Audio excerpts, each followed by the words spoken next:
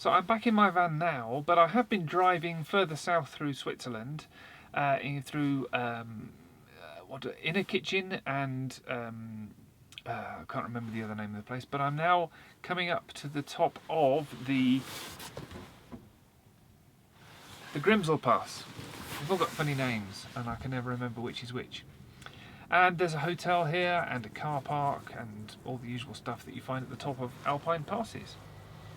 And spectacular views and crystal clear air and all the kind of things you expect at the top of a mountain pass in Switzerland. So I parked here thinking, well, I might spend the night here and I might have a cup of tea, but I got out and had a little leg stretch, and as I was walking along the edge of the car park looking at the Alpine meadow down below, I saw a chap fooling around with a camera, and to begin with I thought he was just photographing flowers. But he seemed to be stalking something, so I nipped back to the van and got my binoculars. And I had a look at him, and I had a look at what he appeared to be pointing his camera at. And there were two marmots just sat there, apparently smiling and posing for him. And I've wanted to photograph marmots for 20 years, and this was too good an opportunity to be true. But anyway, I thought, well, I didn't want to go down and join him, because that would probably have disturbed them.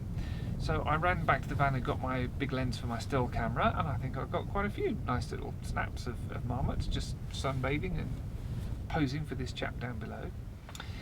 And then I thought, well, can I get some video?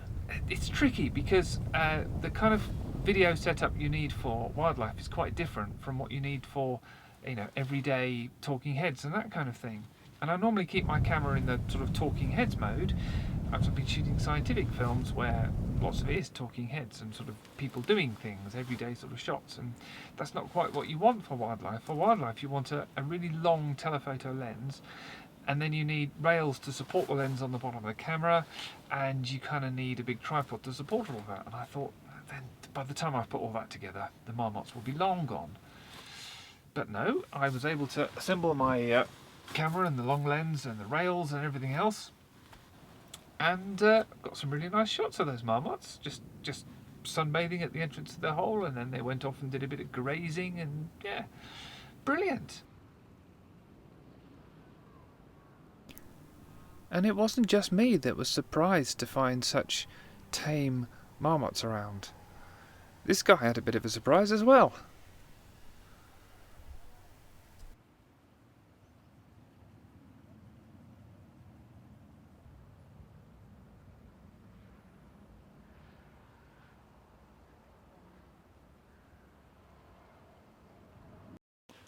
So, a moment ago I pointed out that the marmots were quite bold and tame. Well, have a look at this.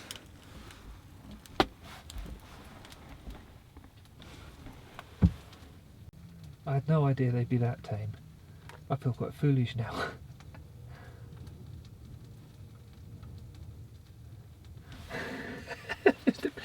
Bailey can't believe his eyes.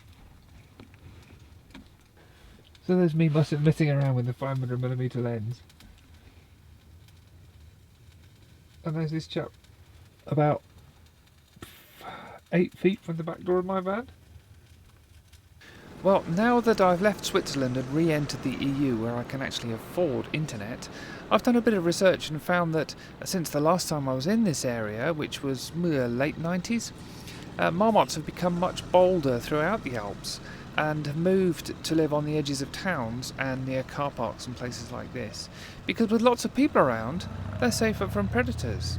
So I shouldn't have been surprised, and if I'd seen this sign when I arrived, I'd have known what to expect. Still, I did manage to fulfill my ambition.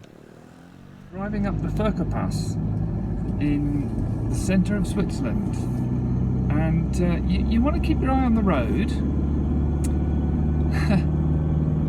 but the scenery is just breathtaking, as is the altitude at times if you work too hard.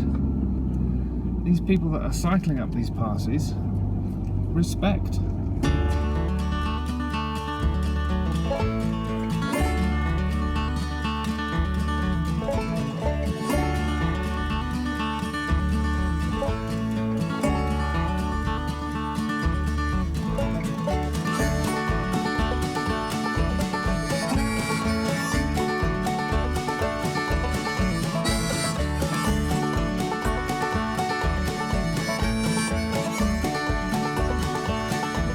on this side of the furry pass, the road has gotten narrower and kind of less well engineered, tighter bends, and these rather optimistic little concrete bollards on the outsides of the curbs. And in lots of places, it's just, you know, a mere 1,000-foot drop on the other side. I just don't think they're going to do much to stop you toppling over. And a couple of them are already cracked and broken. I'm going to shut up now and pay attention. It seems odd to have this beautiful, wide, fast, engineered road up one side, and this little twisting relic of the 1950s and 60s on the other. I've been travelling a long time. I'm quite confident. I've driven up a fair few Alpine passes. But I have to say, I'm a little bit sweaty palmed with this one.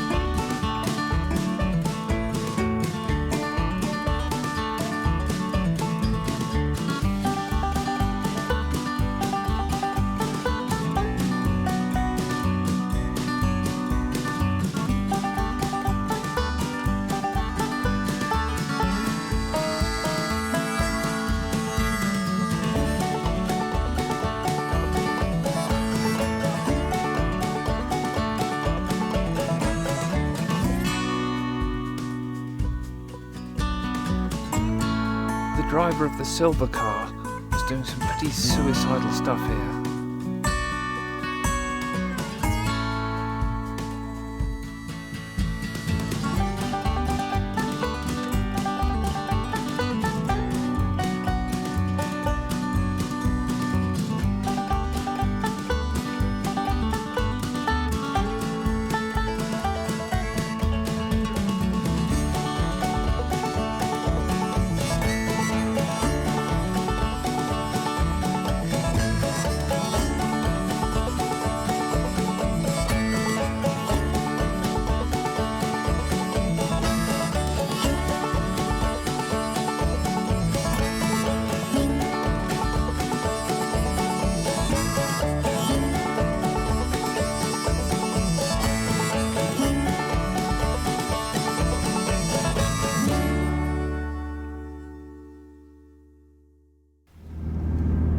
So we return to the valley and civilization.